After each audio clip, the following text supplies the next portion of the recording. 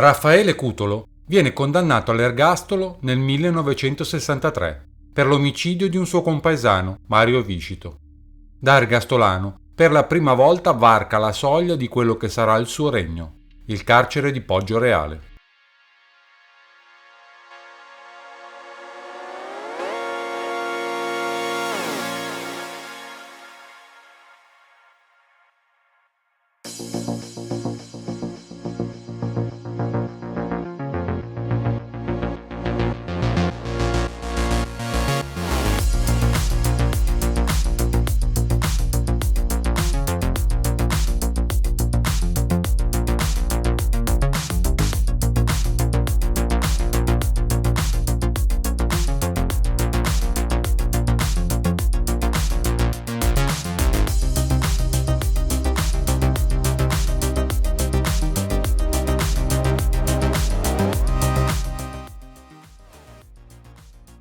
La zumpata è una sfida all'arma bianca, tipica del mondo camorristico.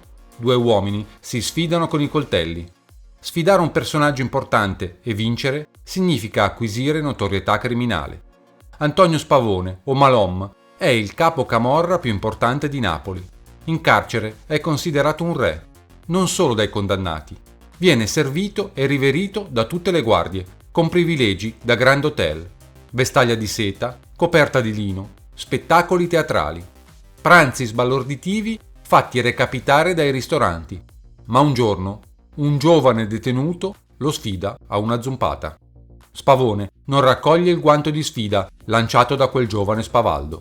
Per lo sfidante fa lo stesso, perché questo gesto di lucida follia lo rende popolare. Fra i detenuti, e non solo, si inizia a parlare di lui, anche fuori dalle mura carcerarie. I nuovi arrivati a Poggioreale iniziano a rispettarlo come e più di Spavone. Iniziano a temerlo, lo cercano per porsi sotto la sua ala protettrice. Quel giovane si chiama Raffaele Cutolo. Nel 1970 nasce la NCO, la nuova camorra organizzata, un'organizzazione piramidale e paramilitare basata sul culto di una sola personalità. Raffaele Cutolo viene battezzato 'ndranghetista da Egidio Muraca, personaggio storico della criminalità organizzata di Lamezia Terme. I due boss stanno trascorrendo un periodo di comune detenzione e Don Raffaele struttura la nuova camorra organizzata mutando le gerarchie e le regole della mafia calabrese. Perché Cutolo ha bisogno di farsi iniziare in un'altra struttura criminale, tra l'altro più giovane della camorra? E perché l''ndrangheta, struttura notoriamente chiusa e familistica, accetta tra le sue fila un napoletano? La risposta è articolata. Iniziamo dal punto di vista napoletano. La camorra, a differenza delle sorelle calabrese e siciliana, non ha mai avuto una struttura compatta e verticistica. E tranne qualche ritualità, non ha mai fatto davvero il salto di qualità verso la mafiosità vera. In altri termini, Cutolo ha bisogno di farsi riconoscere per ritagliarsi un ruolo. Viceversa, per i calabresi, trovare contatti di rilievo è vitale per mettere un piede a Napoli, fino a qui colonizzata dai siciliani. Insomma, un matrimonio di interesse in piena regola, che dà i suoi frutti. Nelle carceri crea le basi per un'organizzazione criminale i cui primi affiliati saranno i detenuti, dei quali Cutolo conosce profondamente le esigenze, i bisogni e le velleità.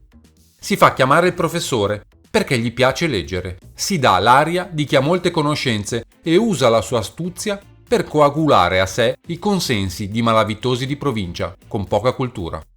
In una Napoli ancora affamata si propone come il nuovo messia, il salvatore, memore di quando ad Ottaviano faceva il guaritore.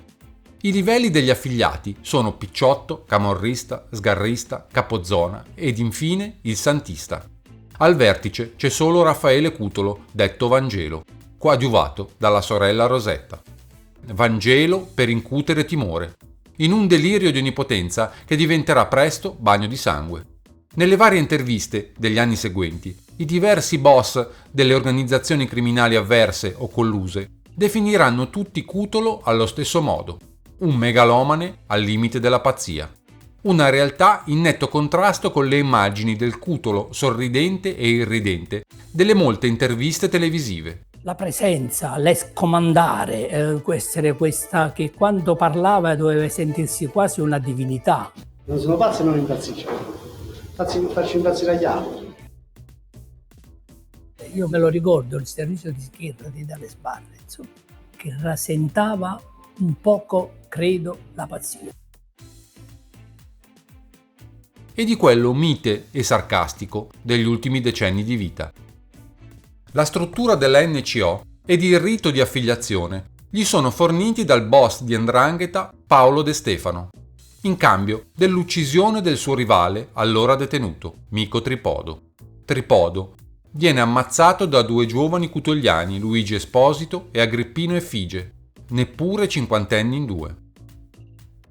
La conferma arriva da Pasquale Barra, il quale dichiara: un giorno ci sedemmo intorno a un tavolo e discutemmo con loro, quelli dell''Ndrangheta, la possibilità di organizzare la nuova camorra.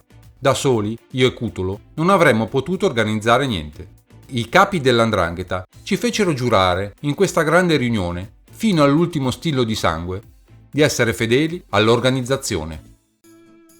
Nel 1970 viene scarcerato per decorrenza dei termini.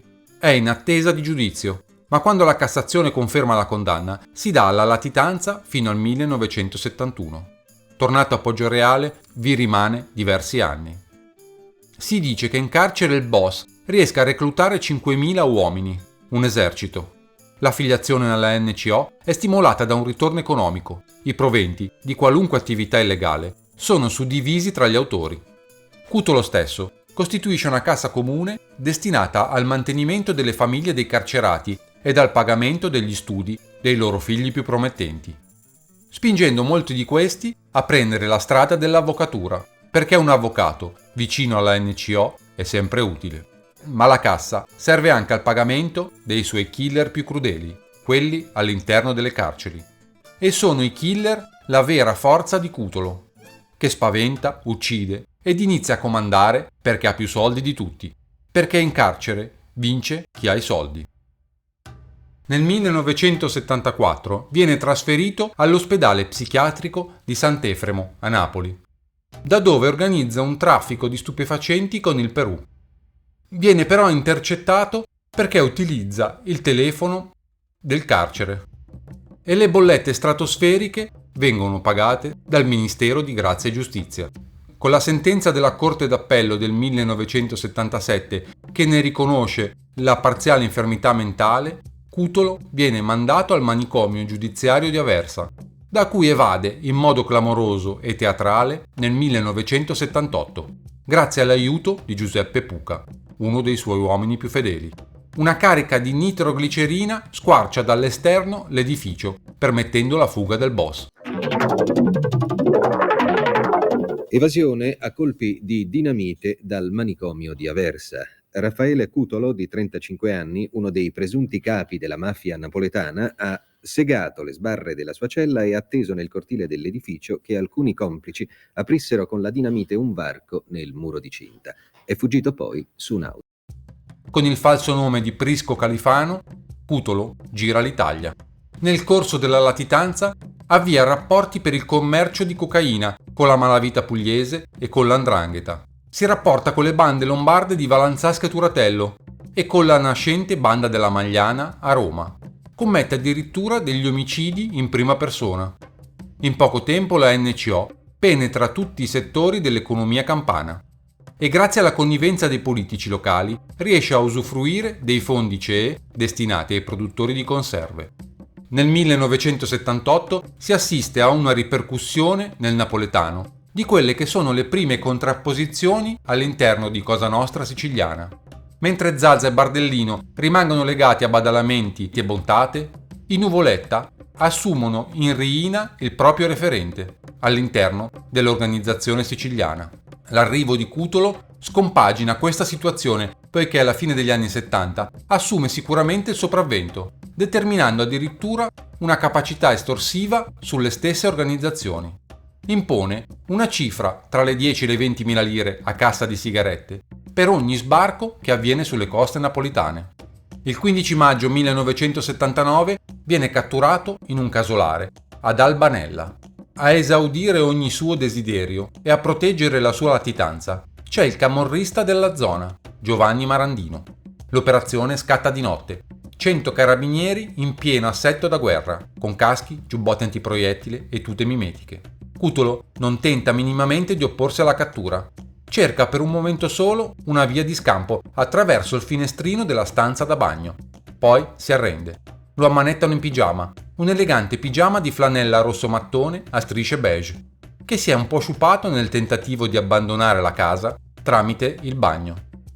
Cutolo al colonnello Bario dei Carabinieri, che dirige le operazioni, chiede solo di potersi rivestire.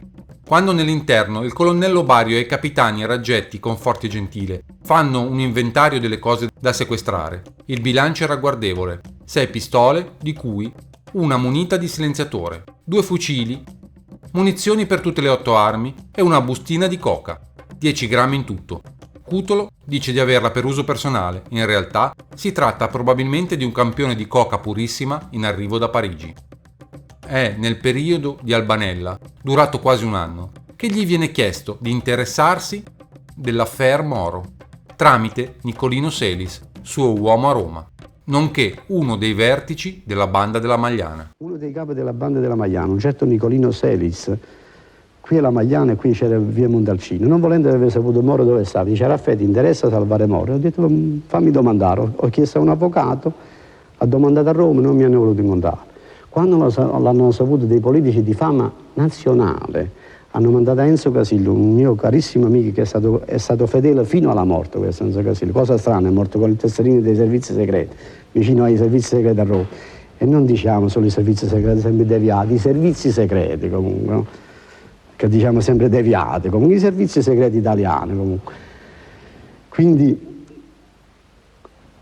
potevo salvare Moro non volendo, comunque. Mi hanno mandato a dire: fatevi i fatti vostri, proprio stavano preoccupati che io salvavo Moro. Allora devo fare un'amara riflessione, no?